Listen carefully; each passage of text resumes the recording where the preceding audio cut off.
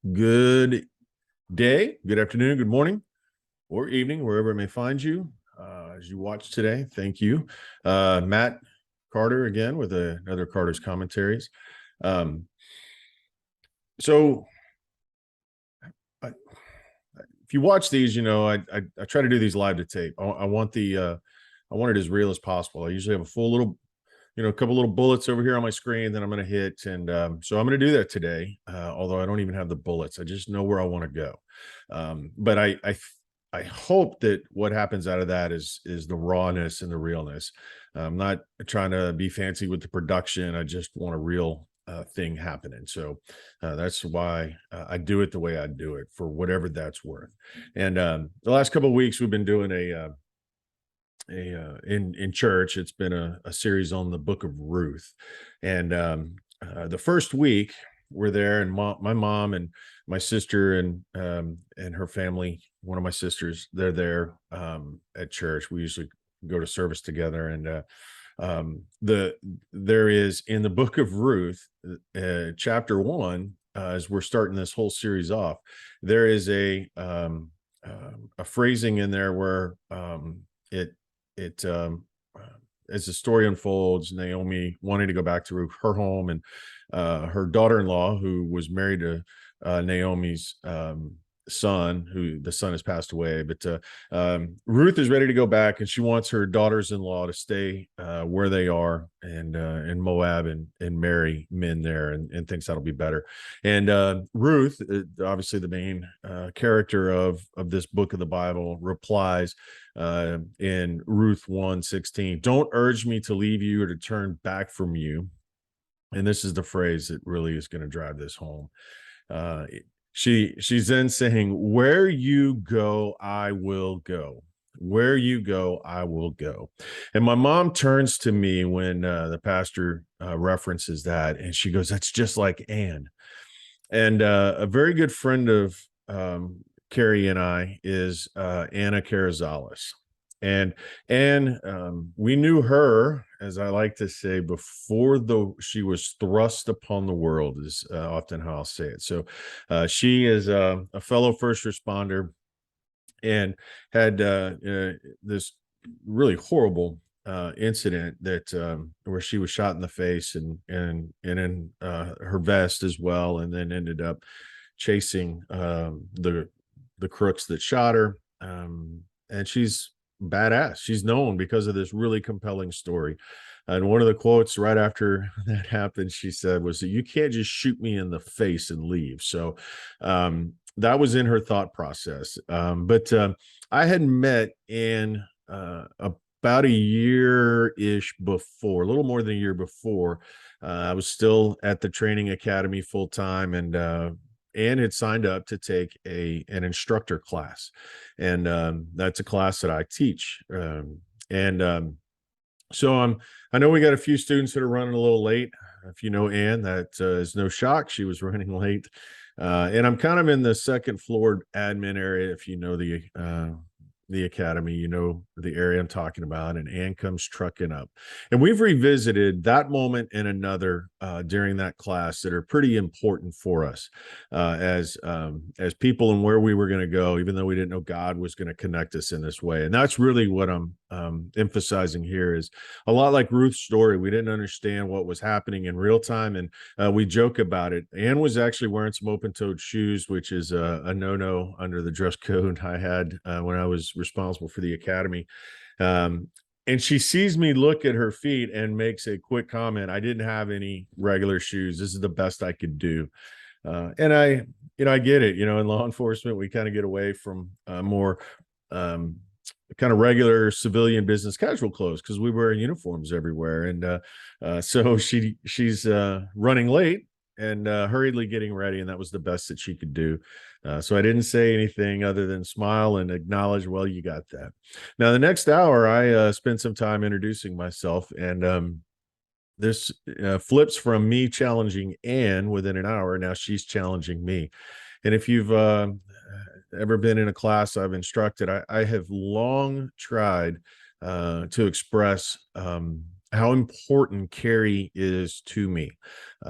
And I got to doing it so regularly that I didn't have an answer when Anne challenges me, because I spent time talking about how much I love Carrie, how important she is to me, how while I've done things at work that I'm proud of, I am actually much more proud of being in the relationship I have with Carrie, and that's hard to do in the law enforcement world, and it's a testament to Carrie, and so I dote on her in front of police officers. That was very normal to me. But Anne asks me, I'm not even sure if I'd finished, but she asks me just, "Hey, does your wife know you honor her this way?" And very rare am I without an answer. And it paused me, and I said, "You know what? I don't know." But I tell you, I will go home and I will share with her how I introduce myself and share about how important she is to me and the kids as part of my introduction. And so I teach in all those years. I've met people. Sometimes I've had them in class, and just the way the interactions are, I don't remember them. But Anne, in a matter of about 45 minutes or an hour, there was this interaction between the two of us that stood out. And it was me challenging her and her challenging me. Little did we know, and this gets back to the Ruth piece. Little did we know. Well, Anne has made this phrase of hers, and I think it's very genuine that you go, I go. Anne and I both been through things. I've been very open about, even back then when I met Anne, about my issues, mental health, generalized anxiety disorder, PTSD, and how that affected me, how I came to have to really face those elements in an uncomfortable way. It was very public. In fact, in that same classroom in which Anne challenged me is where I had my first anxiety attack, and thought I was having a heart attack. And so I just started sharing on it. And Anne, that was something I think captivated her. She didn't know why, maybe necessarily yet, but I often in classes by saying that, "Hey, look, I may not be the best at 3 in the morning, but if you need something, you call me." And about 6 weeks, 8 weeks after that week-long class, Anne is involved in a significant event, and it's not the one that she that's even more compelling a year later, where she ends up becoming a national news story and a guest of President Barack Obama for State of the Union, sitting next to Michelle Obama. I can't stress how captivated, even if you don't remember, the nation seemed to be about Anne's character, and it's why it's so important. The hero worship is there. She's going to be doted on in a way by people that only knew her after this incident, but we knew her before. We being Carrie and I, and she was. It was a Friday night, Saturday morning incident. Of course, it happens, and then it gets into Saturday night, and she finally is able, as these incidents go, she's finally able to spend some time with her family, her kids, her then husband, and she finally is where she can't rest. And as I recall, it's 5-ish in the morning on Sunday now. We're looking at like 36 hours post-event, somewhere between 36 hours post-event. And she tries to call her dad, who lives on the West Coast, and doesn't answer. And so she seemed to remember my pledge to all my students that I continued even long after, saying, "If you need something, you call, and I'll give you the best I got at the time." We spent about an hour on the phone. Don't know how productive it was, other than she knew she had someone that was there for her. And that continued to evolve. We had a nice lunch yesterday, and her daughter, Michaela, Carrie, Briley, and I, and we revisited, as we often do, that whole set of circumstances. And with this Ruth story series going on, it may feel like I'm rambling a bit, but here's what I know. Anne, who has shared that in the first responder world all over the country, to say, "You go, I go. You go, I go." And that's Ruth to Naomi saying, "I'm not abandoning you." Uh, I'd summarize it kind of this way. Sometimes all you can do is show up. You don't have to have a plan. You got to be there, though. You got to put that effort in to say, "I don't know what we'll do, but I'll be there." And that's And that's Ruth. That's, I think, what really God expects out of us, is that it's okay if we don't know what to do, but get there. A bad plan is better than no plan many times. Be there. You go, I go. And Ruth made that pledge to Naomi. And as the story continues to unfold in Ruth, you see where God was at work. And I really think that this is one of the great illustrations in my life personally. It's I never would have met Carrie if I we wouldn't have had some real tragedy in my life. My dad, if my dad doesn't get sick and pass away, and mom marries my stepdad, and then we end up a sequence of events, I'm able to meet Carrie as a result, and that was all predetermined. It's not coincidence. Her kind of story of being an army brat and bouncing around all over the country. No one would have thought that Carrie and I would have met. Even 2 years earlier, no one would have thought that Carrie and I would have met. And yet here we are, 27 plus years of being married, 30 years nearly of dating.